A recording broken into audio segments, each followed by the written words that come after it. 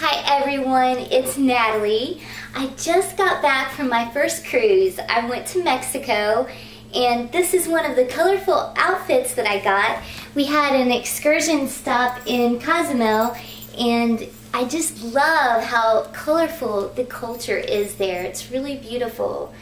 I had a great time with my girlfriend. We took lots of naps and we had a lot of laughs, especially trying to take the dance class, pop dancing.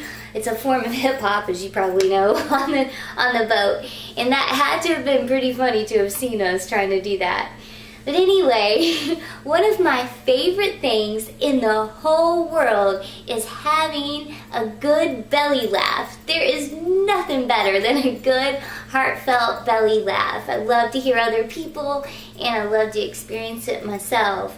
And I believe that when you laugh like that, that pure spontaneous laughter, it is as cathartic as running or finishing up a really tough workout.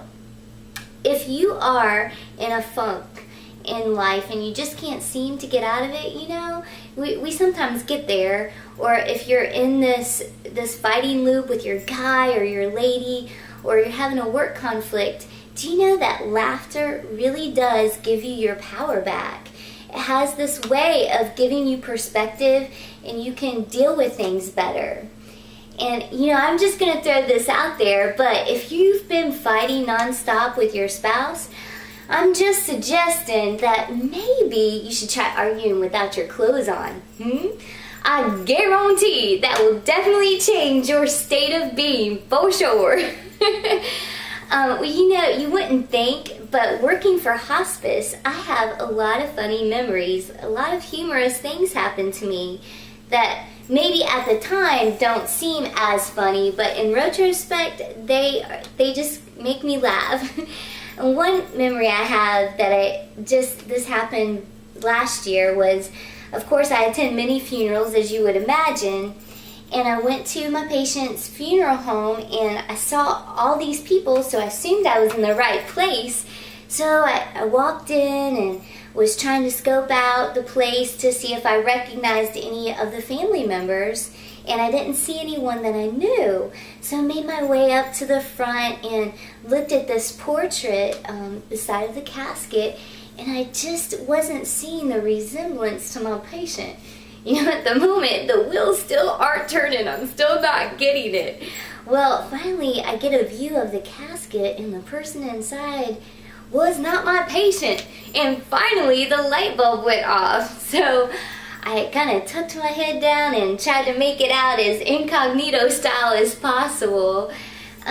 Another funny memory was that I went to see a patient, and as I was approaching his door, his neighbor came out and she said, "You're probably going to have to knock loud or he won't hear you." So I was like, sure, okay.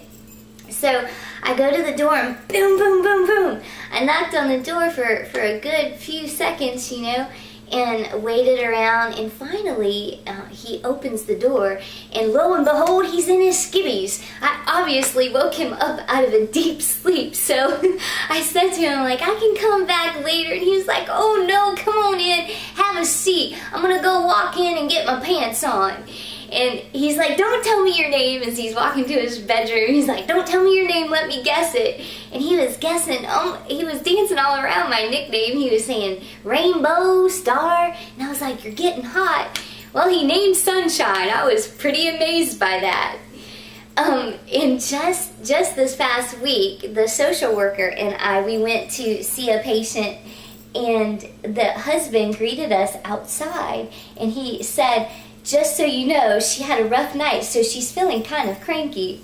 So we're like, okay, no problem. And we go into the room, and as soon as we enter the room, she says, get out! And we're like, oh, Lord. Well, the husband, he encourages us to have a seat, so we sit down, and the social worker says to the patient, we won't stay long, we know you had a rough night. And she's like, good, keep it short then. Well, the whole visit, which wasn't very long, she told us to get out a handful of times, and I had to choke down the giggles. Well, we finally made it out of the house, but you know, hospice is teaching me that you just can't take things too personal. and to really accept people for who they are and where they are in life. For example, this lady, she had a hard night and she was cranky. Had absolutely nothing to do with me, so I just accepted her. And you find that when you take out that judgment, when you just take people for who they are and what they are, their defenses come down and you're able to engage with them easier. So I encourage you to transcend above a negative state of being and look for the humor in your life. And really treat people like they're a king or queen. That's a piece of advice that my boss gave to me when dealing with patients, is when I'm in their home, when I'm caring for them, he or she, they're the king and queen. And you can treat everyone, even in your world of influence, with that same truth. Treat everyone as if they're the most valuable and important person in the world to you. And just watch how life responds in kind to that. When you put out positive, uplifting energy, you're going to receive the overflow of that back into your own life. So I encourage you to get into that flow. You take care of your heart, take care of your mind, get into a good rhythm there, and you're going to notice that you're going to make healthier decisions. You're going to make healthier choices with your food, with caring for your body, with loving the people in your life. So in this day, love yourself, take care of you, and love your life. Have a beautiful day.